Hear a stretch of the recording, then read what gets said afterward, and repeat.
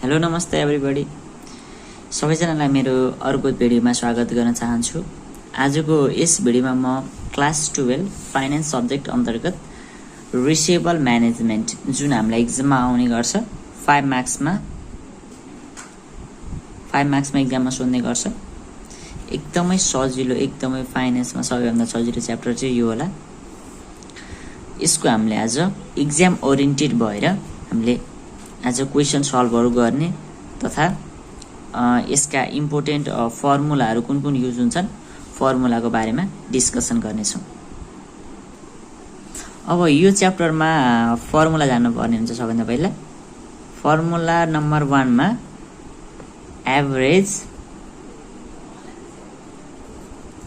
Average daily sales ADS भने यसलाई यसको फर्मुला रहेको छ annual credit sales divide by 360 अथवा डेज इन अ इयर। अब 2 नम्बरमा फर्मुला रहेको छ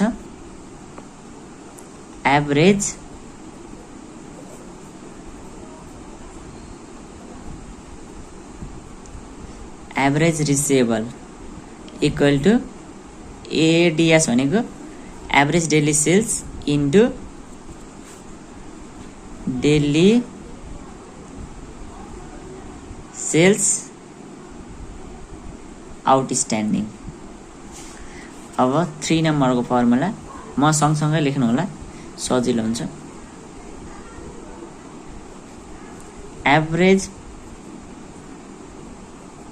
एभरेज रिसिभेबलको formula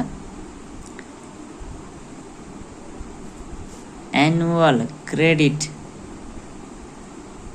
sales divide by 360 into DS भनेको डेली सेल्स आउटस्ट्यान्डिङ है त DS भनेको। अनि 4 नम्बरमा रहेको छ फर्मुला, यो हाम्रो ओल्ड इज गोल्डमा पनि दिएको फर्मुला छ, त्यहाँबाट पनि हेर्नु है त। 4 नम्बरमा रहेको छ DSO, हामीलाई यहाँ निकाल्न पर्ने चाहिँ यति हो फर्मुला। यति फर्मुलामा आधारित यो च्याप्टर 5 मार्क्सको। Percentage of discount taking consumer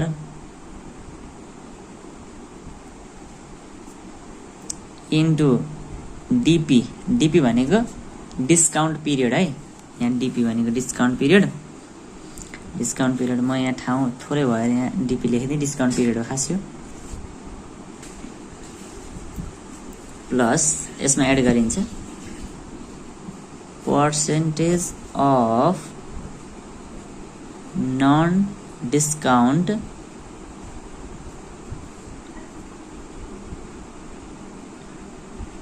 customer into credit period. CP भनेको क्रेडिट पिरियड, DP भनेको डिस्काउन्ट पिरियड, CP भनेको क्रेडिट पिरियड। यसमा रहेको छ यति 4वटा फर्मुला हो। यति 4वटा फर्मुलामा यो च्याप्टर कम्प्लिट गर्न सकिन्छ। यति फर्मुला त याद गर्नुपर्छ। अब यसमा एकदम इम्पोर्टेन्ट फर्मुला यही हो, DSO percentage of discount taking consumer into DP भनेको discount period plus percentage of non discount taking consumer, non discount taking पनि हो है, percentage of non discount taking consumer.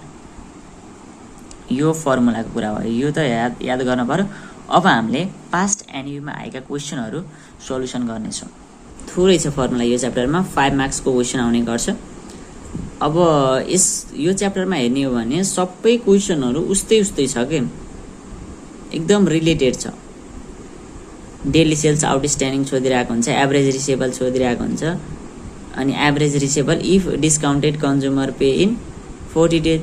यस्तै क्वेसन धेरै छ यो च्याप्टरमा। त्यही भएर म यो रिपिटेड क्वेसनलाई म गर्न गइरहेको छु। 2073 क्वेसन नम्बर 12। यसमा के इन्फर्मेसन दिएको छ भन्दा the following information are given. Selling price per unit दिएको छ 200, क्रेडिट सेल्स दिएको छ 1900 युनिट दिएको छ अनि क्रेडिट टर्म दिएको छ हो यो क्रेडिट टर्म मैले सर्ट टर्म फाइनान्सिङको भिडियो बनाउने बेला पनि भनेको थिएँ क्रेडिट टर्म कसरी के हो त भन्दा 2/2 भनेको डिस्काउन्ट रेट अनि 20 भनेको डिस्काउन्ट पिरियड 30 भनेको क्रेडिट पिरियड सीपी मैले त्यो बेला पनि भनेको थिएँ म फेरि पनि भन्छु अहिले यहाँ हिसाब गर्ने बेलामा अनि डिस्काउन्ट टेकिङ कन्ज्युमर 70% दिएको छ अनि डेज इन अ इयर दिएको छ 360 डेज र रिक्वायरमा भनेको छ डेली सेल्स आउटस्ट्यान्डिङ DSO निकाल्न भनेको छ average receivable if non discounted consumer pay in 40 days भनेको छ। अब हामीले क्वेसनको सल्युसन लेख्छौँ है त हामी 2073 क्वेसन सप्लिमेन्ट्री हैन यो सप्लिमेन्ट्री हैन क्वेसन नम्बर 12 गर्न गइरहेका छौँ अहिले यसमा के दिएको छ गिवन लेखौँ पहिला गिवनमा दिएको छ सेलिङ प्राइस पर युनिट दिएको छ हामीलाई इक्वल टु रुपीज 200 अनि यहाँ दिएको छ क्रेडिट सेल्स तपाईसँग बुक छ भने क्वेसन हेर्नु होला है क्वेसन हेर्दै गर्दै गर्नु होला युनिट अनि क्रेडिट टर्म दिएको छ हामीलाई 2/20 नेट 30 अब वेयर भनेर लेखिदिन्छु म यहाँ बुझ्नको लागि यहाँ नलेखे पनि हुन्थ्यो यहाँ नलेखे पनि हुन्छ बुझ्नुहुन्छ भने यो discount rate equal to 2% discount period equal to 20 days मैले सर्ट टर्म फाइनान्सिङ पढाउने बेला पनि यो भनेको थिएँ अनि सीपी इक्वल टु 30 डेज हैन यो त भयो अब त्यसपछि यहाँ क्वेसनमा के दिएको छ अरु डिस्काउन्ट टेकिङ कन्ज्युमर यहाँ दिएको छ डिस्काउन्ट टेकिङ कन्ज्युमर दिएको छ इक्वल टु 70%। अब डिस्काउन्ट नट टेकिङ कति छ त हामीले त्यो निकाल्नु पर्छ। अब डिस्काउन्ट टेकिङ 70% छ भने हाम्रो त 100% हुन्छ टोटल भनेको 100%। 100 माइनस 70 गर्ने भने त डिस्काउन्ट नट टेकिङ आउँछ नि है त DIS discount not taking consumer equal to 100 minus 70% equal to 30% आयो डिस्काउन्ट नट टेकिङ कन्ज्युमर। अब क्वेसनमा दिएको छ डेज इन अ इयर दिएको छ हामीलाई 360 डेज। हामीलाई अब सोधेको छ सुरुमा ए नम्बरमा सोधेको छ डेली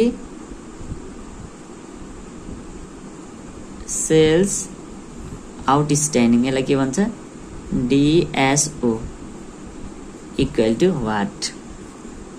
हाम्रो अब फर्मुला त थाहा छ हामीलाई DSO को फर्मुला। अब DSO को फर्मुला लगाउँछ हामीले यता पछाडि लेख्छु मैले। अब हामीले DSO को फर्मुला लगाउँछौँ यहाँ मैले। अब DSO को formula percentage of discount taking consumer into DP plus percentage of discount not taking consumer into CP। यहाँ DP हुन्छ तल CP हुन्छ। अब हामीले इन्फर्मेसन के दिएको छ हामीले क्वेसनमा दिएको छ percentage of discount taking consumer कति दिएको छ 70% दिएको छ हैन 70% लाई हामीले 0.70 लेख्छौं 70% डाइरेक्ट नलेख्ने 0.70 लेख्छौं है त अनि यहाँ इन्टु हाम्रो डीपी छ डिस्काउन्टेड पिरियड कति थियो हाम्रो यहाँ क्रेडिट टर्म हेरौँ है त क्रेडिट टर्म हाम्रो दिएको थियो 2/20 नेट 30 दिएको थियो हैन यसमा डिस्काउन्ट रेट 2 भयो डिस्काउन्ट पिरियड 20 अनि क्रेडिट पिरियड 30 भयो अब यहाँ यति त percentage of discount taking consumer त लेख्यौं 0.70 70% भनेको अनि डीपी चाहिँ हाम्रो कति छ डीपी भनेको डिस्काउन्ट पिरियड 20 छ 20 राख्दियौ यहाँ प्लस अब percentage of discount non taking consumer 70% ले 70% डिस्काउन्ट टेकिङ कन्ज्युमर हो अनि त्यहाँबाट बाँकी रहेको चाहिने डिस्काउन्ट नन टेकिङ हो 0.30 30% आउँछ 0.30 हैन इन्टु हाम्रो सीपी भनेको छ हैन सीपी भनेको क्रेडिट टर्म हाम्रो यहाँ कति छ 30 मोस्ट इम्पोर्टेन्ट च्याप्टर क्वेशन गराउँदै छु म एकदमै हाई चान्स छ यो आउने 23 डेज आयो हाम्रो यसको आन्सर अब हामीले क्वेशनमा के भनेको छ बी नम्बरमा भनेको छ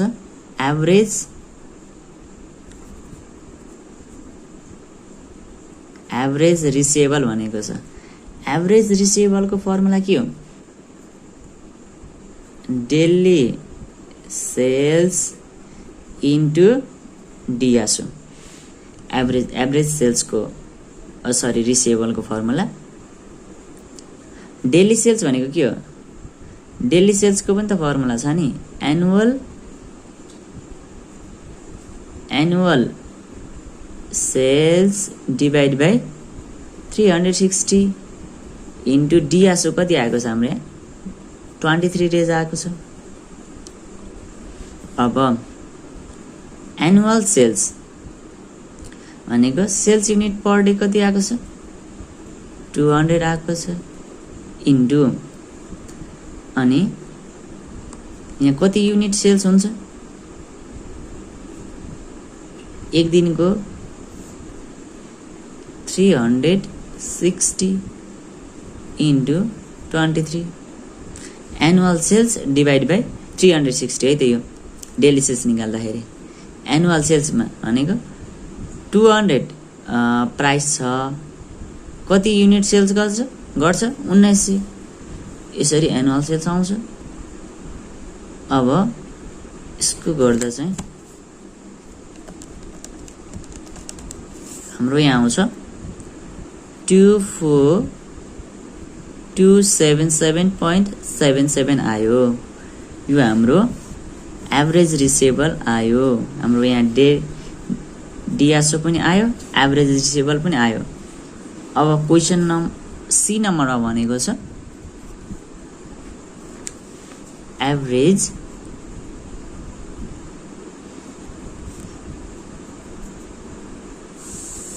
मेरो ह्यान्डराइटिङ एकदम नराम्रो छ भएको चाहिँ इफ बुझ्नु भएन non discount consumer pay in 40 days average receivable निकाल्न भनेको छ if non discounted consumer pay in 40 days non discounted कन्ज्युमरले अब यसमा के हुने भयो भन्दाखेरि अदर थिङ सबै रिमेनिङ द सेम हुनु भयो यसको other thing remaining the same हाम्रो यहाँ क्रेडिट पिरियडमा 40 डेज राख्नु पर्यो हाम्रो यहाँ क्वेशनमा 30 दिएको थियो अब यसलाई 40 बनाउन भनेको छ यो सी नम्बरमा credit period CP equal to 40 days राख्नु भनेको छ अब हामीले यसको एभरेज रिसिभेबल निकाल्न भनेको छ। एभरेज रिसिभेबलको formula daily sales into DSO हो। हामीले पहिला डिआसओ निकाल्नु पर्यो एभरेज रिसिभेबल निकाल्नको लागि। त्यही भएर डिएसओ इक्वल टु, अब यसको फर्मुला लेख्ने, percentage of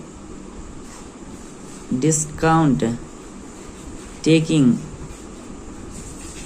consumer into DP discount period plus percentage of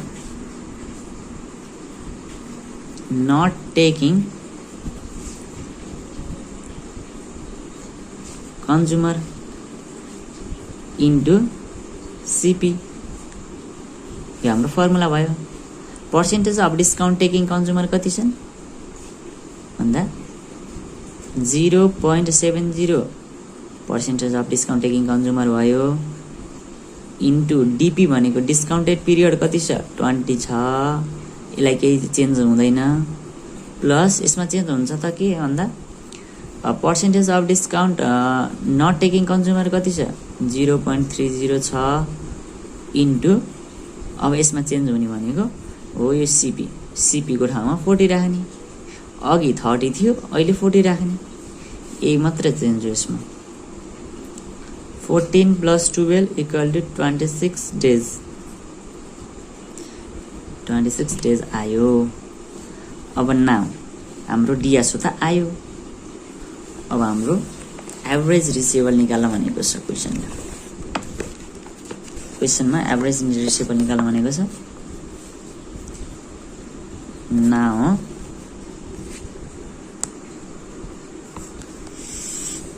अब हाम्रो एभरेज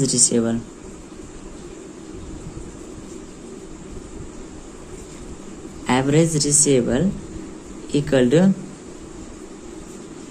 डेली सेल्स